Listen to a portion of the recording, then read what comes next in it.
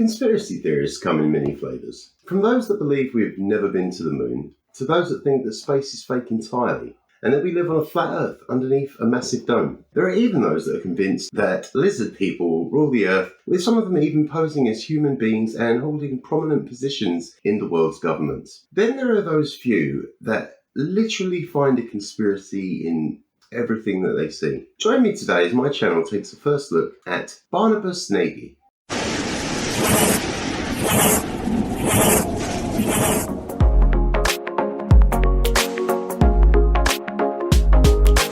Hi, I'm LimeyPlay and thank you so much for taking the time to watch today's video. Yes, today we are looking at Barnabas Nagy, who really does seem to see conspiracies absolutely everywhere. I first came across this bloke whilst watching one of Sir Six's mini videos on him. If you have not checked out Sir Six's channel yet, I strongly urge you to do so. He is hilarious and well worth your time. You can visit his channel by clicking here, or by clicking the link in the description. Now back to the matter at hand. Barnabas Nagy, whose works include Flat Earth Proof, Dome and Tartarian Empire in Encyclopedia Americana, 5G to aid lethality, virtual reality and combat training, IQ test hoax, and Fake Sharks, the Great White Deception. With all of this utter nonsense to choose from, where should we begin? I've decided to check out one of his videos on Tartaria, as this is fairly new to me, so it gives me a chance to learn about something new and potentially interesting. Before we take a look at the details of this conspiracy,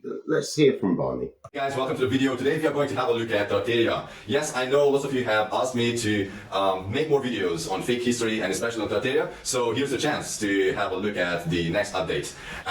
Yeah, Tartaria is still there and history is still fake. Get your merch on my shop and let's investigate. This seems to be a fairly standard intro to his videos. Every single one that I've looked at so far is Barney putting on his fake history hat and saying, let's investigate.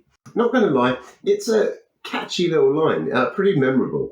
Shame about the hat's logo though.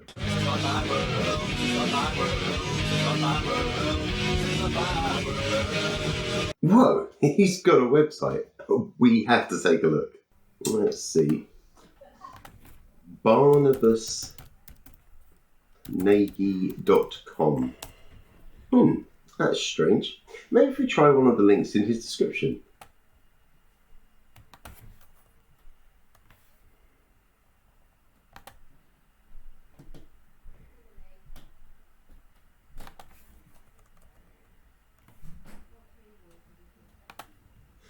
Well, it seems you need to update your info and your video intro, Barney, my son. Let's move on, I guess. Before I jump into this video, I wanted to... I'm skipping past the bit where he advertises his subscriptions, but that does remind me. There are many ways that you can support your favourite creators, wink wink, nudge nudge. For example, you can like, subscribe and ring the notification bell. Or even share a video that you have enjoyed with a friend or family member who may enjoy the content. Or if you'd like to support me and my content directly, you can join on Patreon for as little as £1 per month, or by making a one-time donation via PayPal. Now, let's carry on. So let's jump into Tartaria. This is now the Wikipedia entry as of today, February 5, 2021. And let's see, I'm trying to make this a little bigger for you. So Tartary was a blanket term used in Western European literature and cartography for a west part of Asia bounded by the Caspian Sea, the Ural Mountains, the Pacific Ocean and the northern borders of China and India at a time when this region was largely unknown to European geographers. Okay. This seems simple enough. Obviously, many places remained undiscovered by the Western world for quite some time in our history, creating a blanket term for these regions of which we did. Okay, so that's what they say. Now it's a blanket term used for vast part of Asia. All right. Now I want to show you real quick what it was before. This was at the time I made a video. I think it was 2019, January the 4th. Okay, so let me put this here. So here we go. Tartary, the same entry. Okay, and it says here, Tartary or Great Tartary was a nation in northern and central Asia stretching eastward from Caspian Sea and from the Ural Mountains to the Pacific Ocean, inhabited most by Turkic peoples. You see, so it was a nation. I'm wondering if he is finding meaning in this statement when in fact there is none. What may have been called a nation by one group could very easily have been divided into countries, regions, or provinces by the local inhabitants. In this case, we lacked any real knowledge of the different areas inside Central Asia at this time. It was only the Western world that would have termed this area as Tartary, and also called the inhabitants of these areas Tartars. These terms, although used for centuries, would eventually change the areas that they covered before becoming obsolete completely. That's what it says. 190104. And yeah, here's another one I wanted to show you. I think you already, you already know this, but it's just some repetition here. Tartary, a vast country in the northern parts of Asia, bounded by the Siberia on the north and west. This is called Great Tartary. The Tartars who lie south of Moscow and Siberia, Muscovy and Siberia are whole African and so on. So anyway, it's a country. It says it's a country, all right? Well, if that's what it says, then it must be true. Tartary seems to have been used to describe this part of the world as far back as the 13th century. As these areas became more understood, they were divided into smaller sections. Great Tartary was how Siberia was known. Little Tartary referred to the Crimean Khanate. Manchuria was known as Chinese Tartary, and Russian Central Asia, which was Western Central Asia at the time, was called Independent Tartary. Surely Mr. Nagy must realise that the civilizations that lived in these areas would have had their own names for them, names that came to be long before they were called Tartary by those that knew no better. Now, going back to the original entry, I kind of explored a little bit more this article and scrolled down to Tartary in art. That was interesting to me because it says here in the novel Ada by Vladimir Nabokov, Tartary is the name of a large country, again a country, on the fictional planet of Antiterra. Russia is Tartary's approximate geographic counterpart on Terra. Antiterra's twin world, apparently identical to our Earth, but doubly fictional in the context of the novel. Hang on. Are you about to pull your argument from a work of fiction? Somebody give him a copy of Jules Verne's 20,000 Leagues Under the Sea. I really want to see what he comes up with. Okay, so as Russia is Tartary's approximate geographic Antiterra's twin world, apparently identical to our Earth. Okay, so it seems that Antiterra, so Terra means Earth, okay? Antiterra means against the world or against the Earth. It's like Antichrist, against Christ. So it's an interesting name, Antiterra. But the main thing is that there's a twin world for the Earth. And that made me think of The Hitchhiker's Guide to the Galaxy. Ah, yes, another fantastic historical text. Wait, what? That's fiction too? Are you sure? Can you double check? Well, okay then. It seems that Barnes & Nobles is referring to another work of the imagination, almost as if his mind blurs the line between fiction and reality. I think we've just worked out why he's a flat earther. And we already talked about this, but I want to show you this short clip. And if it's going to be censored, taken down by YouTube, then just go to my subscribe star and you can see the whole video. So here we go. That's all okay. Oh dear.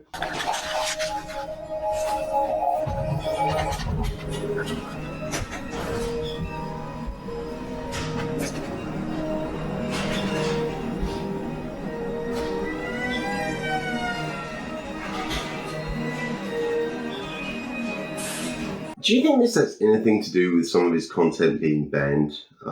I'll guess we'll have to wait and see if I get a copyright strike on this one. I must warn you, we're going to pass through the sort of gateway bit. It may disturb you. Excuse me, will it hurt me?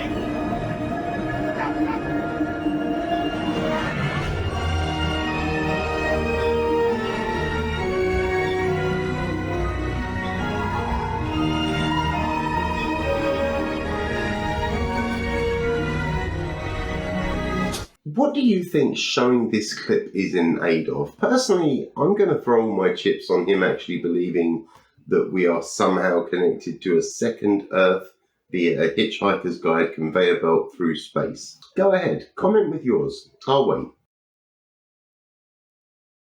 Done?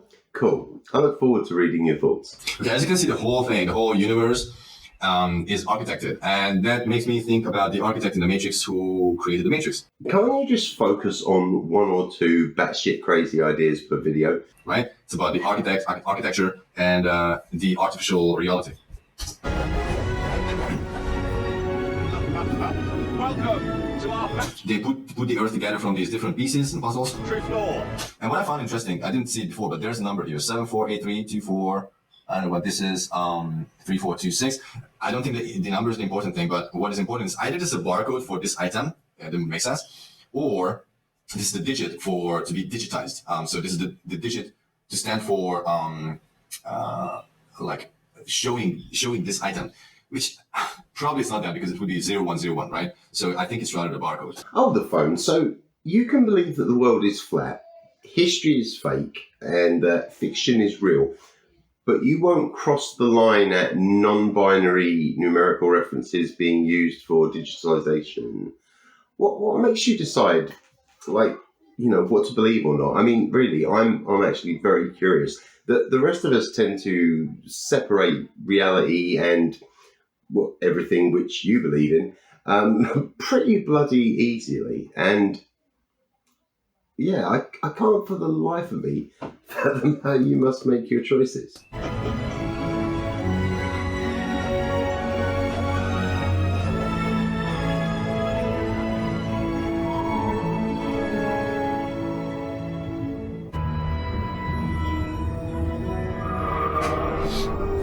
There you are.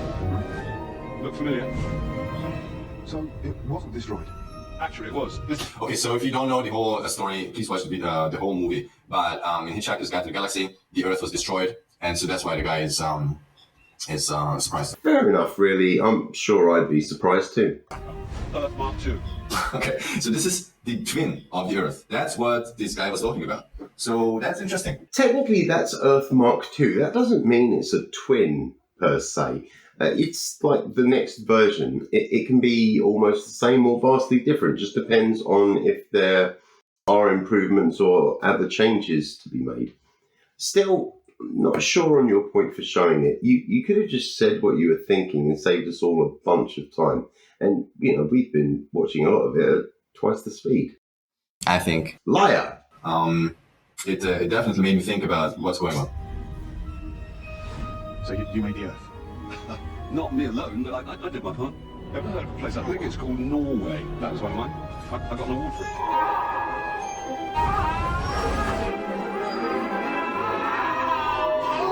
it. This is how they are painting the Australian rock. I don't know the name. I guess that's supposed to be Uluru, also known as Ayers Rock. More importantly, just how much more of this film are you going to show? All right, Frank. That's Frank. Aha. They nearly finished the oceans. Everything is looking artificial. It's also fictitious, as in not real, made up, imagined. Are you understanding yet, Barney?